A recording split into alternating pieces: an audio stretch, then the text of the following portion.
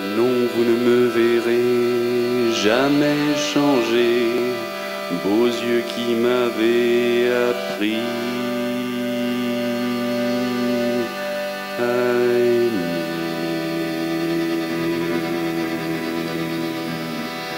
Entre ici, ami de mon cœur, je ne peux plus m'enfuir. Je viens te dire que je t'aime, Fabrice, veux-tu m'obéir? J'ai fait, tu le sais, feu à la Madone, de ne jamais plus te voir. Tes beaux traits me sont interdits, mais tes baisers, dans le noir, je peux les voir. Dans l'obscurité profonde, les amants se sont retrouvés. Sans bougie et sans soleil, les amants l'amour ont fait. Aux délices de la chair, ils n'ont pas su résister. Carson Clay, se voyant faire partie, voyait le canyon de Burke comme un étroit portail, un seuil. Se voyait se tendre, étendre ses bras raides qui se calaient, les mains enfoncées dans chaque versant. Se voyait remonter, en sortir. Cecilia Stonenberg, les cheveux blonds tirés en chignon, découvre une figure finement gravée de grâce naïve et ornée de cet émouvant reste de chair de l'enfance qui emplit encore ses joues rouges d'émotion. Les oreilles, moins collées au crâne que ce que la plupart des filles voudraient. Les lèvres... Rachel Donnelly, sa montagne de cheveux auburn maintenue juste au-dessus du front par un peigne serti d'émeraude, ses formes iconiques gainées de soie blanche au-dessus de la taille et d'une amazone plissée vert bouteille au-dessous. Rachel, qui éclaire la pièce austère. Cela commence en 1899, avec un train de la Northern Pacific, dans une colonie minière enserrée par les deux murs qui bordent le cours du ruisseau Canyon Creek. Cela commence à Burke, une ville champignon, une ville d'argent et de plomb. Carson Clay attend à Wallace, se voit en éclaireur indien debout sur le quai de la gare, qui se penche, se met à quatre pattes, pose son oreille extraordinairement sensible sur le rail, qui se redresse, se tourne vers les mineurs qui attendent le verdict avec impatience, s'imagine prononcer les mots fatidiques. Messieurs, le train arrive. Carson Clay, 16 ans, remplit ses poumons de l'air grisant de la solidarité ouvrière et monte avec les hommes dans le train. S'est échappé de l'école afin de reprendre le flambeau que Feu, le mari de sa tante, a été contraint de lâcher. Il a enlevé sa cravate, balancé avec sa veste dans un buisson et s'est coiffé d'un vieux chapeau de pêche pour cadrer avec ceux du train qui vont avoir des questions à lui poser. Alors, le gosse, tu fais grève ou tu fais l'école buissonnière? À la grève, Dit Carson. il faut bien mettre des limites quelque part.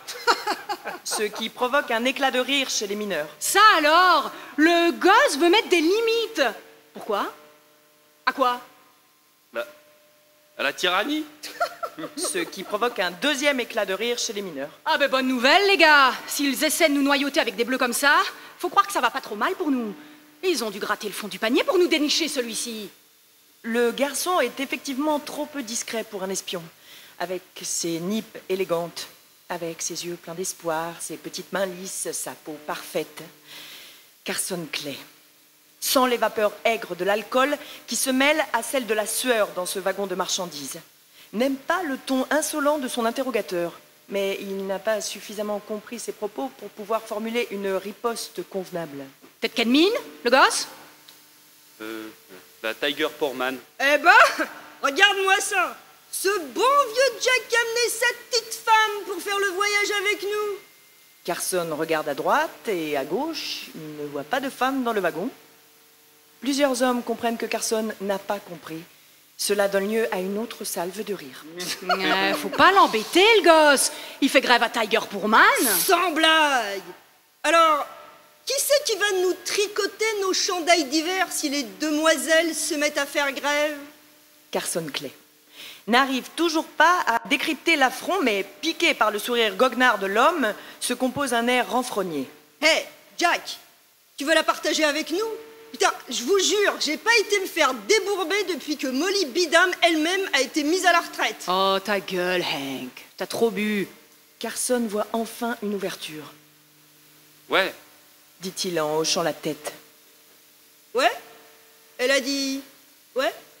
Elle pense que j'ai trop bu? bah non. Non, non.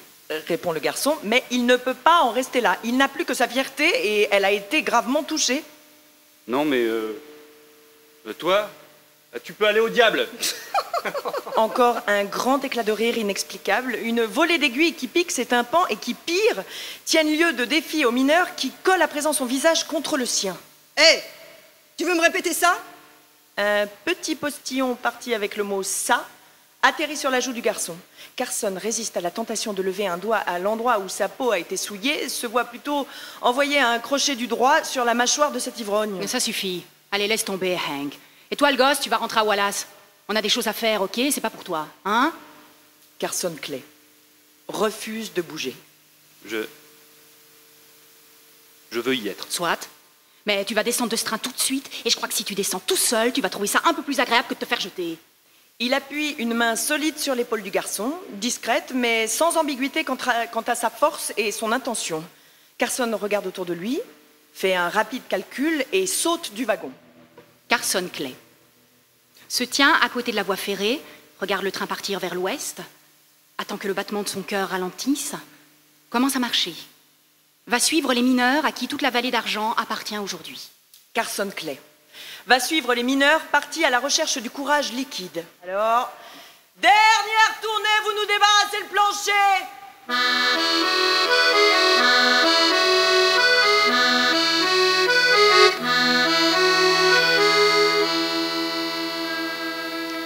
Carson Clay veut y être, se lève, marche, tente de suivre les mineurs, sent encore le tremblement de ses mâchoires, sent le monde qui lui échappe alors qu'il tombe à genoux afin de vomir.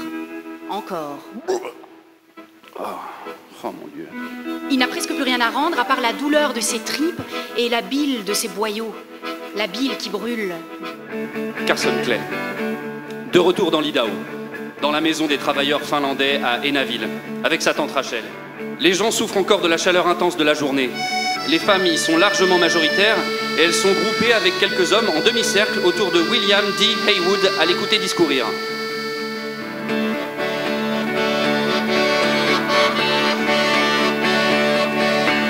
Are you cold, forlorn and hungry? Are there things that you lack? Is your life made up of misery? Then down the bosses of your back. Are your clothes all torn and tattered? Are you living in a shack? Would you have your troubles scattered? Then down the bosses of your back. Lève-toi, mon pauvre grogneur, et fourre le patron sous ta patte.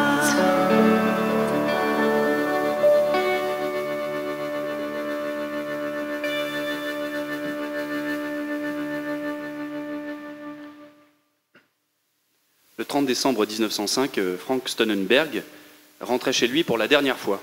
Chez lui, où son aînée, Cecilia, se réchauffait le dos devant le poêle à bois du salon en se regardant devant la fenêtre noire.